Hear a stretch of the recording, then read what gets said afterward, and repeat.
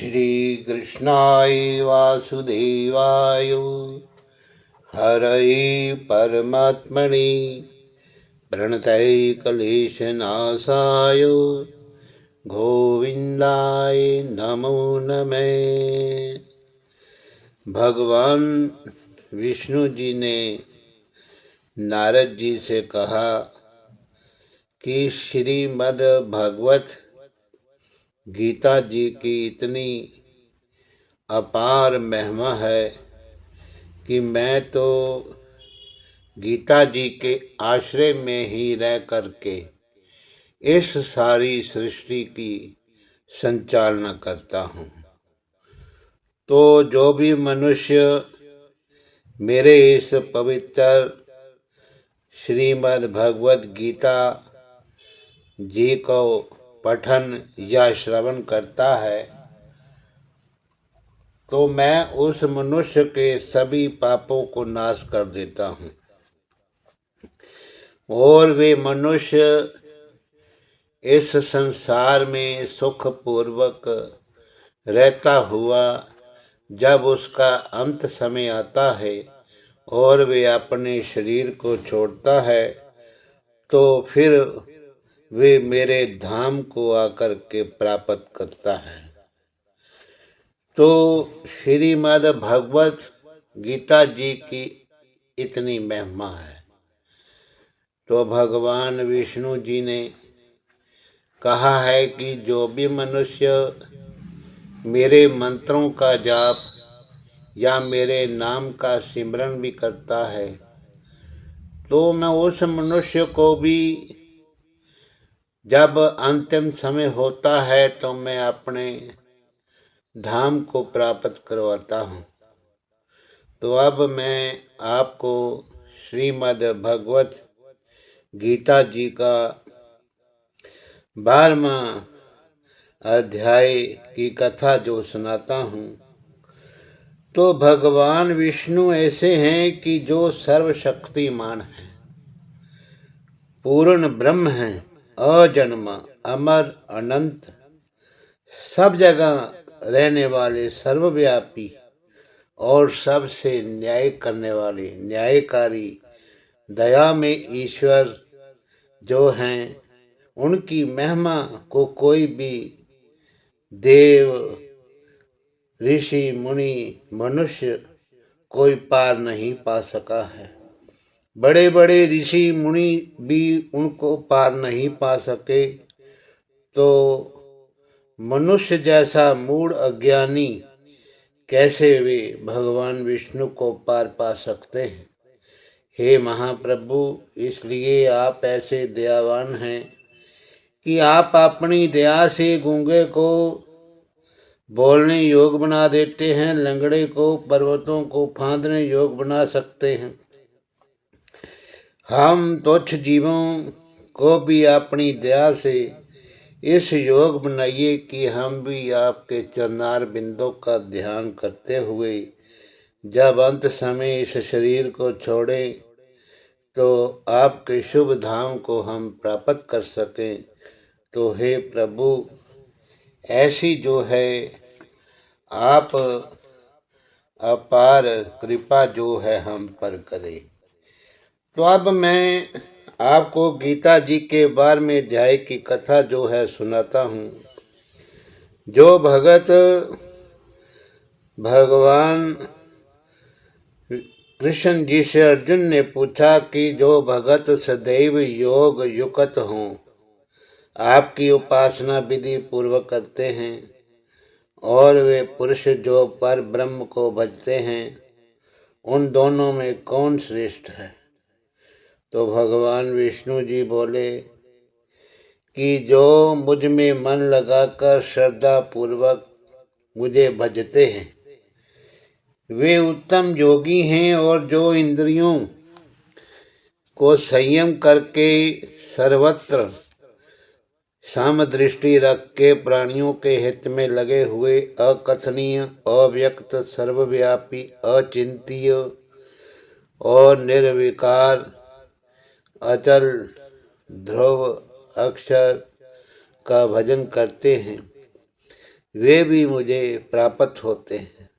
अव्यक्त में जिनका मन लगा हुआ है वे कष्ट अधिक पाते हैं, क्योंकि अव्यक्त गति को प्राणी कष्ट से पाते हैं। हे पार्थ, जो प्राणी अपने सब कार्य को मेरे को अर्पण करके मेरी शरण गति में आते हैं, मैं उन शरण में आए हुए भक्तों को थोड़े ही काल में संसार सागर से उद्धार कर देता हूँ। मुझ में ही मन और बुद्धि रखो, तब तुम मुझ में निवास करोगे, इसमें कुछ संदेह नहीं है। हे धनंजय, यदि इस प्रकार तुम मुझ में अपने मन को लगाने में समर्थ न हो तो अभ्यास योग द्वारा मुझे पाने के लिए बारंबार कोशिश करो। यदि अभ्यास भी ना कर सको तो मेरे उद्देश्य से व्रत करो और मेरे लिए तुम कर्म करोगे, तभी तुम्हें मुक्ति प्राप्त होगी। यदि ऐसा भी ना कर सको तो मन को रोक करके अनन्य भाव से मेरी शरण में आ जाओ और फल की आशा छोड़ कर्म करो, क्योंकि अभ्यास से ज्ञान उत्पन्न होता है और ज्ञान से ध्यान, और ध्यान से भी कर्मों का फल त्यागना श्रेष्ठ है। त्याग से तुरंत शांति मिलती है। जो किसी से झगड़ा द्वेष नहीं करता, सबका मित्र है, दयावान है, ममता और अहंकार जिसमें नहीं है, जो क्षमावान संतोषी है, स्थिर चित्त है, इंद्रियों को बस में रखता है, दृढ़ विश्वासी है, मुझ में अपना मन और बुद्धि लगाए हुए है, जिससे ना लोगों को भय है ना लोगों से जो डरता है, हर्ष ईर्ष्या दुष्टों से भय और विश्वास से जो रहित है, जो कुछ मिले उसी में खुश है, पवित्र और दक्ष, निष्पक्ष, दुख रहित, फल की आशा छोड़कर कर्म करने वाला मेरा भक्त है। वे मुझे प्रिय है, जो ना लाभ से प्रसन्न हो ना किसी से द्वेष करे, भली बुरी वस्तु पाने का हर्ष शोक ना करे, शुभ और अशुभ इन दोनों का त्यागी हो, जिसे शत्रु मित्र मान अपमान सदा गर्मी और दुख सुख समान है, जो वासना से रहित है, जो निंदा तथा स्तुति को समान जानता है, मौनी है, और जो ये नहीं समझता कि ये मेरा घर है, ये मेरा प्यारा है, जो मुझ में श्रद्धा रखे, मुझे मान करके इस अमृत के समान कल्याणकारी धर्म का आचरण मेरे उपदेश के अनुसार करते हैं, ऐसे भगत जो हैं मुझे बहुत ही प्रिय हैं।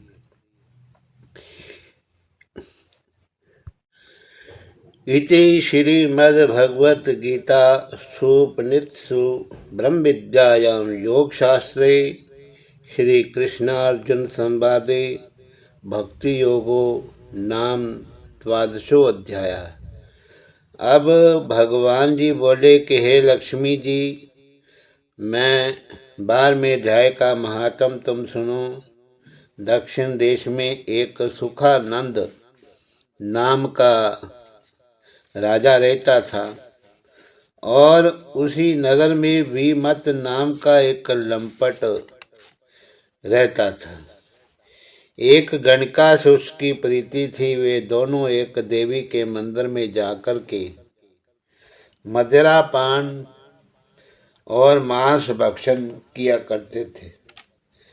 जो कोई पूछे कि तुम ये क्या करते हो, तो कहते हम यहाँ देवी की सेवा करते हैं।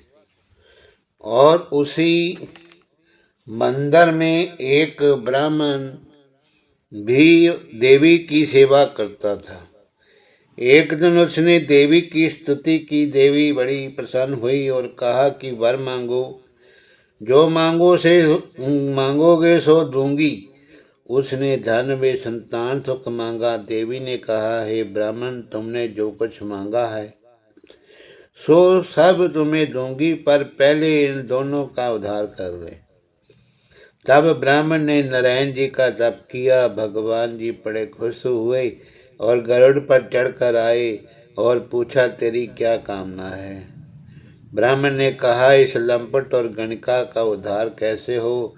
तो श्री नारायण जी ने कहा, हे आज्ञाकारी ब्राह्मण, गीता के 12वें अध्याय का पाठ सुनाओ तो इन दोनों का उद्धार हो जाएगा।